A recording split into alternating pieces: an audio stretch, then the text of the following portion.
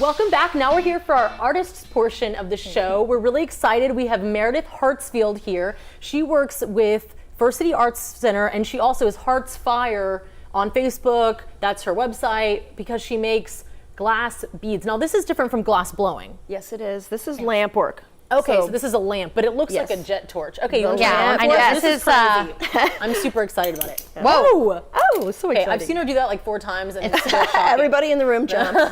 I love it. I love the attention. Okay, so what I'm essentially doing here is I am taking blown glass. These are glass rods. Okay. They come from Murano, Italy. Wow. That's where they do it best. And I'm going to melt these rods, the blown glass, in the single flame, the lamp, to create the beads. Okay, that's why she has these fancy glasses on. Exactly. The fancy glasses help filter out some unpleasant light that happens when this glass goes into the flame, and they also make it a little easier for me to actually see what I'm doing. Okay, so you took one of these and you were kind of like going like this. I'm preheating just a little bit in the top of the flame. Okay. Sometimes if you stick them... Is it cooler at the top? A little bit. A little bit? Okay. And if you stick them in too quickly, they pop on people sitting next to you. Oh, wow. Okay, so don't you love that? Yeah, you like could really feel under glass. Yes, I could burn you, but I won't. Okay, so while you're making this bead, we're going to ask you some questions. You ask me questions. So like she's literally in the hot seat. So when did you get started? This isn't like a casual hobby, you know? It's not like you decide one day like, oh, I'm going to go get some Italian glass and this giant torch. And I mean, what got you into it? Well, I was a jewelry maker and a graphic designer. I've been an artist since I was a child. I've been making my own jewelry for a very long time, and I saw these marvelous glass beads, which I couldn't find anywhere to buy myself, and they were very expensive. And I went to a friend who does larger scale lamp work and begged her to make me some beads, which she had no intention of doing. So after I harassed her for a period of time, she bought me some glass. And she sat me down at the torch in her studio, and she made a little bead, and she said, "There, that's what I know how to do. Go for it." So I mean, that's like that's how I started. That's hilarious. I mean, so you're basically self-taught. Yes, I am, and it's been almost 20 years. So there weren't a ton of classes back then. Now can you take a class? Do you teach classes at First City? Yes, I do. I'm a bead making teacher at the First City Arts Center. You can check their website, which is firstcityarts.org. Okay. And was anything of yours damaged during the flooding, or did you make out okay? No, I was fine. All my equipment sat way high up. Oh, good. But the torches are good. The glass blowers are back up and running. Oh, wonderful. And the potters are working, so everybody is back at it. That's really good. And that's a real good thing.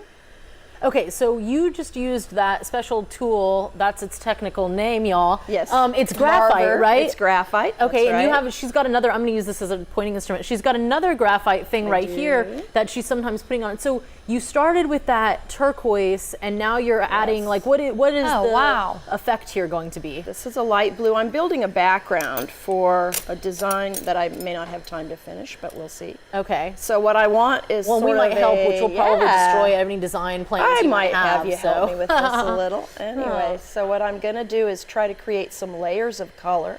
Okay. My lower... How can you even see the different colors? It's hard for me. I mean, is that the special glasses? It's hard for me to part of what the glasses are for. Okay. Absolutely.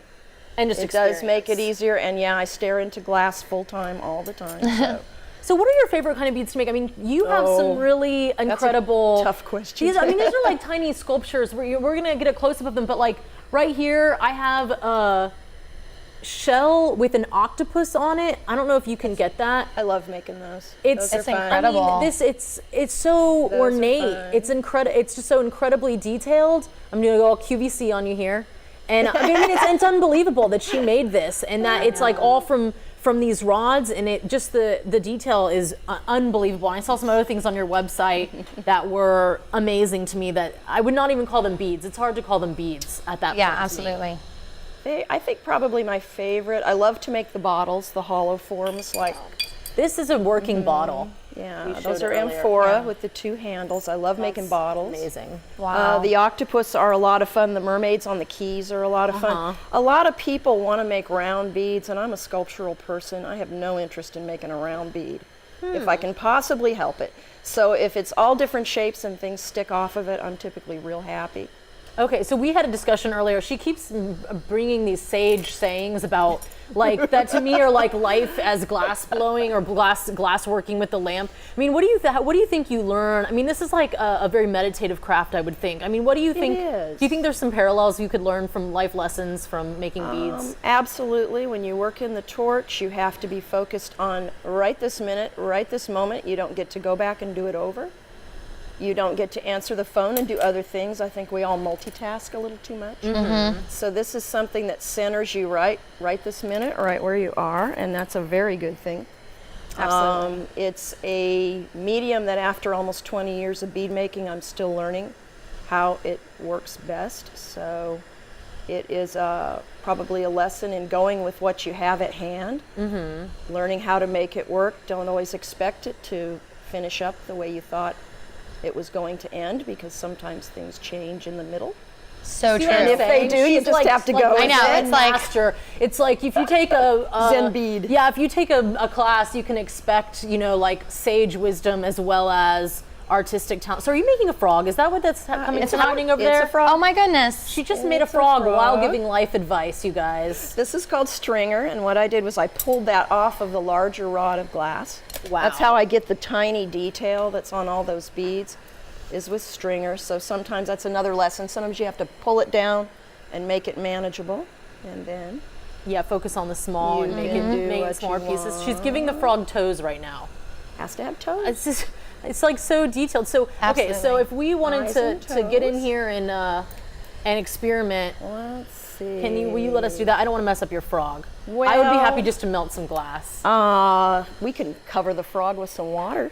Oh, well, okay. Okay. We're just gonna really glop it on. Okay, Here's so the water. So should I come around the other side? Oh, whoa, we're doing it this way. I'm thinking so. Do I just stick it in there? Bring it All right, up high okay, a I'm gonna little do bit. the I'm gonna bring do the Froggy down low. pre-warming, Very nicely pre-warming. done. See, you could be a good student. She's a good student. I can tell. I'm gonna keep Okay, Froggy so- warm. Okay, now you can be a little more aggressive. You can Okay, put that so I'm in getting there. That's the, what is that called? Spin it just a little bit mid-flame, just kind of, Oh, because we're just wanting it to warm up. I can see it melting. Yeah. That's just crazy. Nice and slow. We're pretty pyromaniac over here, so. Okay. Whoa, it's totally melting now. Okay, just spin it. Just spin it. It's not going anywhere. Okay, It's okay. not- yeah. It's melting. It's molten It's glass. melting. It's in my hands. What am I It's gonna melting. do? Okay, so Okay. I'm spinning it, and what? Take Froggy. Okay. Oh my gosh, I'm doing both. Yes, you are. Okay, so whoa. I'm just gonna Okay, yeah, guide thanks. these. I think you're gonna Yeah. need to guide this. And then you're gonna feel it. So just like go in. Oh, it's like painting. It is. It's very gentle. wow.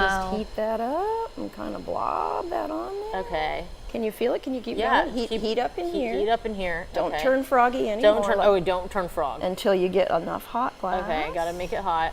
And I'm trying to see it from where I am. Yeah, There I we think go. Okay.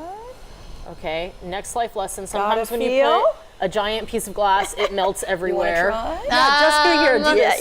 yeah. I don't Put that in there. know. Yeah, I All think you need right. to try Okay. it. Okay, so hold. we're heating up in here. You All right. can I'm go gonna hold see him. Okay. Meredith I'm gonna guide at you. First You City hold Art Okay. Center. You go to hartsfire.com. She's also on Facebook. Thank you so much for being here today. Thank you You are very amazing. These pieces are amazing. You got to go to her website to see all the intricate details that she makes. And she's local fine artist, local art shows. Thanks for being here, and we look forward to seeing you at First City Art Center. Thank you. Absolutely. Thank you so much. Blab and Gab. New episodes every Tuesday morning at 11, only on Blab.